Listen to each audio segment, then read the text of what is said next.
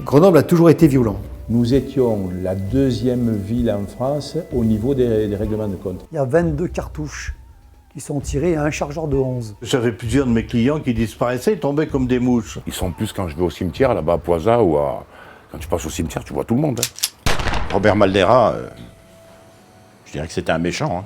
Donc on a dépeint comme le diable, hein, il faut dire ce qui est. J'ai été effectivement surpris lorsque j'ai appris qu'il avait disparu. Quand Robert Maldera prend le volant de son break noir, c'est pour se rendre à un rendez-vous dont il ne reviendra jamais. Maldera, figure du grand banditisme, paraissait pourtant avoir tiré un trait sur ses activités et s'être déconnecté du milieu grenoblois. 8h30 du matin et déjà 39 degrés à l'ombre. Nous sommes sur la route 77, comme 77 millions de tonnes de gaz liquide, la production annuelle du Qatar. Comme tous les matins, Khaled Kouki, ce cadre français, se rend à Ras Laffan, une zone désertique, ultra protégée, ultra sécurisée, aussi grande que Paris. On n'y entre qu'après avoir franchi plusieurs checkpoints. Une sécurité à la mesure de l'importance du site. Ras Laffan, en fait, c'est un centre névralgique, c'est un peu le coffre-fort du Qatar. Tout le gaz arrive de l'offshore à Ras Laffan. Ensuite, soit il est consommé localement, soit il est expédié un peu partout dans le monde. Ça part du Japon jusqu'aux États-Unis, donc on couvre à peu près toute la planète. Bienvenue dans un monde de démesure. Sur des dizaines de kilomètres, s'étend le plus grand centre mondial de transformation de gaz naturel en gaz liquide. Une vraie mine d'or. De cette ressource, le Qatar tire l'essentiel de sa richesse et de sa puissance.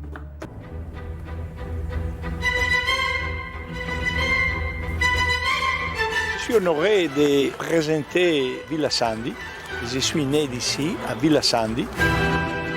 Il est fier, très fier de nous ouvrir les portes de son palais. Entre deux avions, avant un important conseil d'administration, c'est ici qu'il vient respirer. Nous travaillons dans 60 pays du monde.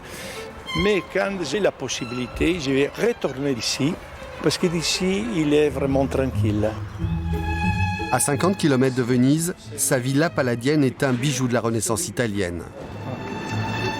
Ceci, c'est la salle de danse. Et c'est typique italien. Les lumières, c'est fait en Venise. Ceci, c'est Napoléon, l'impérateur de France. Ceci, c'est moi. Mario Moretti Polegato n'a pas peur des comparaisons. Il se présente comme le nouvel empereur de la chaussure. Et si son visage ne vous est pas familier, vous connaissez sa marque, Geox, et son slogan, la chaussure qui respire. Olivier et ses collègues, plus habitués aux flagrants délits de vol ou de braquage, arrivent dans la cité. L'agresseur aurait tenté de violer son ex-compagne sous les yeux de leurs enfants, mais il a déjà pris la fuite.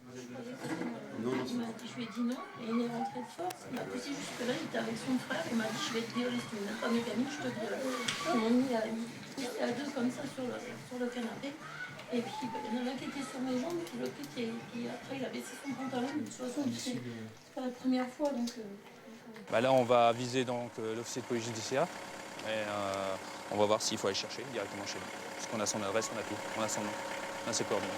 Voilà. L'affaire sera classée sans suite pour absence de fait constitué. À Auxerre, la police intervient 4 fois par jour pour ce genre de conflit. Seule une 50aine de plaintes par an donnent lieu à des suites judiciaires. Elle a fait des choses plus graves, t'as fait des choses plus graves. Oui, largement. Mais t'as fait de la prison aussi. Ouais. Tu sais ce que c'est. Ouais. Et quand tu sais que tu es surveillé et que t'es connu, tu risques d'y retourner. C'est pas de ma faute. Hein. D'autres jeunes s'en sortent parce que peut-être elles sont plus aidées par la famille. Elle a la personne pour lui dire justement arrête.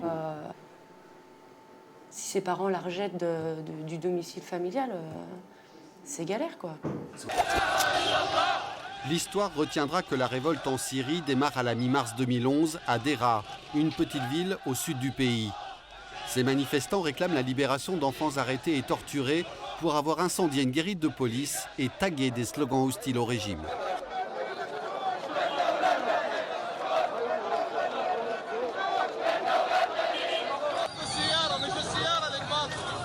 Ces manifestations sont également l'occasion d'exprimer une exaspération envers les services de sécurité brutaux et corrompus. Comme a pu le constater Mahen Akel, il était là-bas au tout début des événements.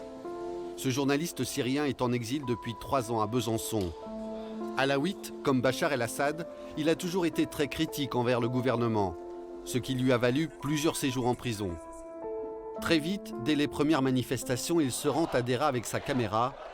C'est un des premiers témoins de la révolution. Les manifestations étaient de toute évidence pacifiques. D'ailleurs, les slogans des débuts affirmaient « Nous ne voulons pas la chute du régime ».